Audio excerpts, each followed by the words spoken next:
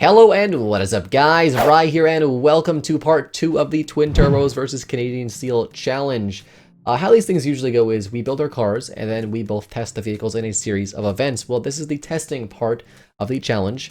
And by we, I mean myself. I'm going to test both of our cars in 2 different events to see which one is the best handling, pretty much a cheap, light, rear-wheel drive sports coupe car thing. You can also see Canadian Steel test the cars in a series of challenges on his channel. Make sure to check that out after the video. So what we're going to do is test the cars one at a time. So we're going to go my car, my car, his car. And we're just going to see which car gets the best time at the end of the day. And then after all that, we're going to chat. By we're, I mean me and Canadian Steel are going to have a chat just as we're going to talk about the cars and how we felt about driving them. And maybe some stuff about other things in the future. So all the times and all the testing of all the vehicles for myself was all pre-recorded. Then the audio is dubbed in over after, so there's a bit of commentating, things like that. But I do still have all the real driving impressions fresh in my mind. So without further ado, sit back, relax, and I hope you enjoy. Alright guys, so starting the first challenge, we are on the grid map slalom course. We're just going to see here which vehicle is better in some tight twisty turns, see which car is better on its feet. I'm not too sure which car is going to do better at this point. I think both cars are pretty well balanced, we'll take a look and see. So right off the bat here, I'm going a little bit slow. This is my car obviously first. Taking it a bit easy, getting gradual speed going up there. This is my best time obviously for my car, as is Canadian Steel's best time for his car.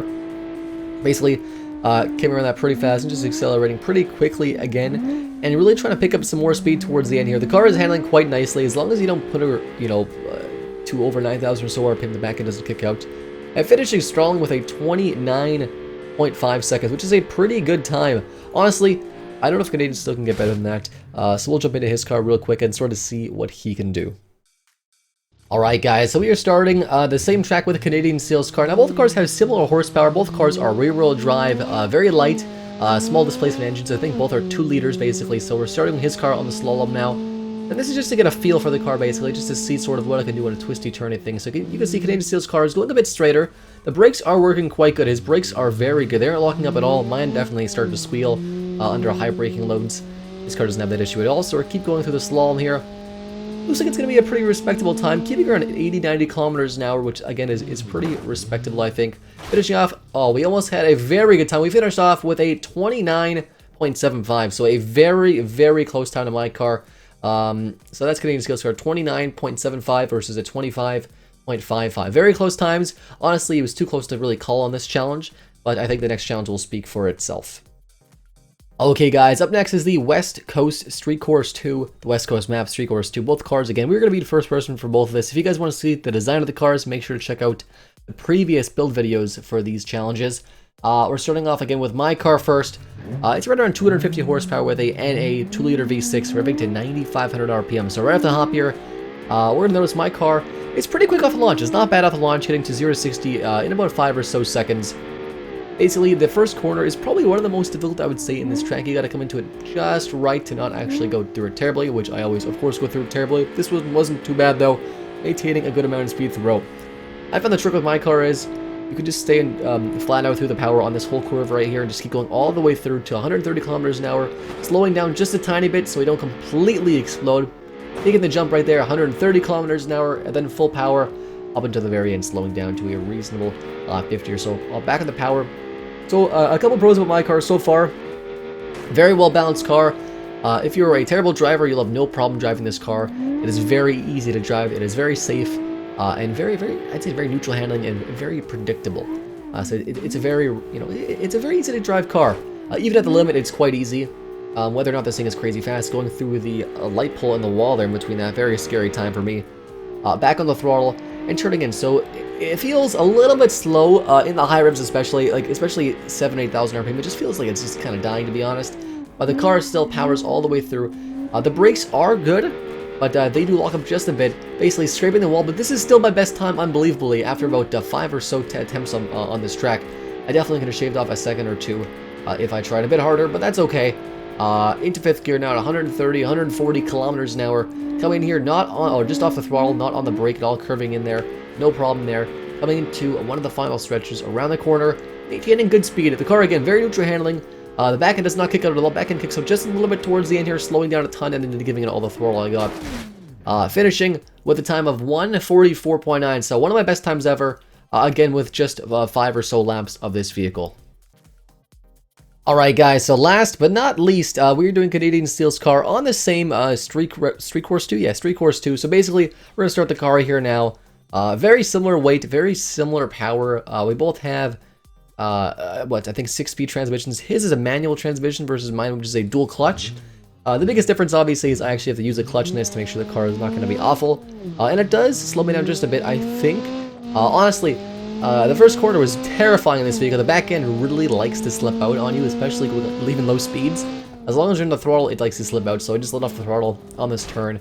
Then slowing down just a little bit more, but still full power all the way through up the hill, smashing into the curb with no issues whatsoever. Continuing on here around 130, so similar to my car, but the brakes are actually much better. I do brake a little bit too early, I think, or a little bit too much. But still a pretty good time so far. I think a similar time to my previous car, going a bit slower on that jump there to maintain speed up here. Then braking and turning, and just like normal. So far the back end kicking on hasn't been too much of a problem, but I think wider tires or a retuned suspension setup might be a little better for the handling part. This is definitely a more sporty tuned car, I feel like, almost rolling the car right there.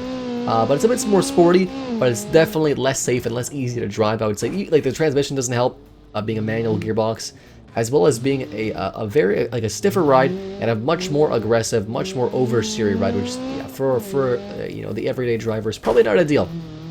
Back end kicks out right there again, but I do maintain balance, turning in here nice and slow, keeping it about 80 or so kilometers an hour, speeding up too quickly. This car is definitely a bit faster in both acceleration, like offline acceleration, and I think even pulling. It's quite a bit faster. It's very responsive for, I think it's a 4-cylinder or a 3-cylinder engine. It's a small engine. I mean, both around 2 liters, but I think it's a 3-cylinder engine. It's very impressive, honestly. And coming in here just a little bit slower than on my car, just because, yeah, the back end wants to kill me at every opportunity. Finishing with a pretty good 1:45.7. So again, very similar time, only off by 2 seconds to my car. But still a great time. And honestly, the car drove pretty great. If the car had probably a dual clutch transmission or even a semi-auto, like a sequential transmission, and maybe better suspension, I think it for sure would have beat my car. All right, everybody. Well, as you saw from my video, it was a bit of a washout. Rye pretty much beat me on every single one of them by multiple seconds on every course. Well, you know what? I felt like I got similar results, but it was a bit closer, I think, for depending on the, you know, I guess what tracks we did in our driving and stuff.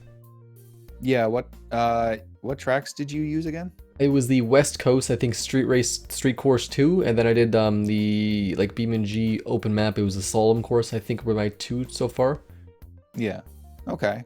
I did a drag race, then the West Coast USA long race course 2, and the one that I always do, the East Coast USA backroads course, just to give a little unrealistic test to the cars, because I tend to do that. Yeah, sounds like fun. And are you using a control, right? Yeah, I'm still using a controller. Okay. I haven't got a wheel yet. The issue with yours is also yours is a manual, so I had to use the clutch, right? Yeah. So it's just one more thing to think about when you're driving literally as fast as physically possible. My car was the you know, the dual clutch transmission, so just keeping manual, just up and down paddles. So, like, I think if your car was like a semi-auto or dual clutch, honestly, it would have been like dead even. If not, you could have beat me. Yeah. And I noticed that, did you have ABS on your car? I had no traction aids on it whatsoever. I'd saved money there. Yeah, I felt that. I felt that a lot during my testing, because I kind of rely a bit on ABS. Yeah. Yeah, your brakes were definitely better. I feel like. Mine tended to lock up too, or like tended, I think to lock up at high speed braking. When yours is just cool as a cucumber the whole time. Yeah, well, I used I went overkill on the brakes, and I used carbon ceramics. Oh, okay. Definitely not my carbon ceramics are just too expensive. Well, how much was our budget? 30, 20 something grand, 30 something grand? I forget off the top of my head. What was it? I got my notes right here. Oh, perfect. Was. Oh no, that's not that one. Okay. Where is it? $35,000. Okay. I don't know if I would have used my budget for that, because the carbon brakes are pretty expensive, and honestly, they're only good on like track racing, which luckily I took track racing for both times, which is why it was. Yeah. Your brakes were definitely pretty good. But I mean, I only. Go ahead. No, I only just scraped by on my brakes, because like I just managed to just like kind of weave it around corners without hitting them too hard because they were not warm enough to actually be functional. Yeah, the carbons need to warm up, to be honest. Like, yeah. Yeah. But I'll probably do, like, I mean, I'll do one more test probably at some point just to see how the cars do and stuff and other stuff. But I feel like both cars were pretty well balanced. I think your car looks pretty good too, you know, and your car sounded good, had the pops and bangs, I think. Even though it was like you know, both cars were NA, your car had some pops and bangs, and my car was just a Revy V6. Yeah, your car was a lot more composed than mine was. Like a wild I think animal. my car had a bit of small dog syndrome down there. It was good though, but I like both cars. I feel like both of our gearing was pretty, because I mean, I didn't test my car at all before, like after I made it right. I feel like our gearing was pretty short for both of our cars, but I guess that's the nature of having like a small, low horsepower in quotations sports car or sporty car. Yeah, exactly. That's basically what I was going for. It was good though. I think that's pretty much it. We have nothing to say, I guess, right now in the next challenge, but I guess something will be coming in the next few we weeks. still need to probably talk it over. Yeah, exactly. But it definitely will be announced sometimes next month for sure, right? I'm thinking Yes, definitely next month we'll announce it, and we'll try to get to, like, more cars. I want to hit 100 cars. 100 cars would be nice. 100 entries. Then, yeah. Oh, have fun with that. It'll be great. It'll be great. Maybe I'll just do all the reviewing live, and then it'll be awesome. Yeah, That's that a could good work. idea. But I think that was pretty much it. Yeah. Yeah.